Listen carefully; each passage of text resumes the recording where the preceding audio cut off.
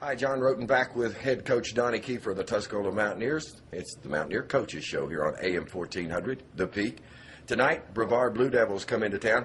Last year we went down there, and first half we looked like we were going to beat that team. But well, we should have, and that's still a sore spot with me. We went down there and jumped on them quick. Then we had a touchdown called back that maybe could have really changed the second half. We allowed them to claw back in it right before halftime. Then they came out in the second half and just ran behind that huge tackle. That right tackle they had. Just ran ISO and power right behind him, 4 and 5 yards at a time. And, we had trouble stopping it. Had we had the lead, they wouldn't have been able to do that.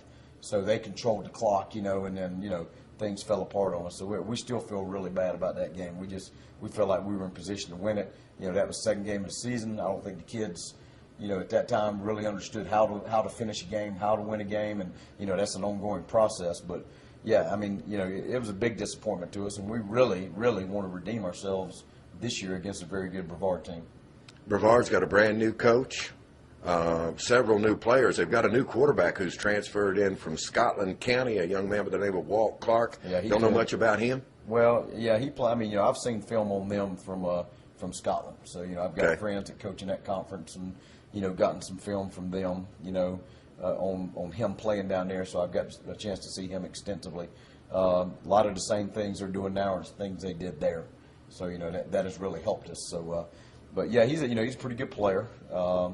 He's not the best quarterback I've ever seen, but the key is that he knows their system. He's been running it for 2 years, and so here he is, a senior. I think Coach Barnes hired his dad as a coach, and of course, in the package deal comes the quarterback. Oh, yeah. So, I don't think that was an accident, but that's no problem with me. It doesn't bother us, and I'm sure the kid's a good kid, and we just have to take care of business and play sound football, and play responsibilities. I think we'll be okay. Brevard picked up a big win in their endowment game last Friday night. They were playing a small 1A Christian Academy school from the Charlotte area, but they won big, something like 60-14 or something. 61-20, I believe it was. And that team had a lot of athletes. I think they now have changed the name from DeRida Christian Academy to Q Force or Q Foundation or something like that. Who knows if they even have to play by High School Athletic Association rules. Yeah. They might have 21-year-olds for all we know. But anyway, they looked good. They were good-looking kids, and fast, and they really burned Brevard a couple times on the corners and stuff like that with their athleticism. Now, they weren't very well coached, and I don't know anything about their coaching staff, and I don't mean that as a slight to them, but you could just tell that the execution was not good. You could tell they hadn't been playing together long, those types of things. But as far as athletically, they were very good. Brevard just flat out executed them. It was just, Brevard is well coached offensively and defensively.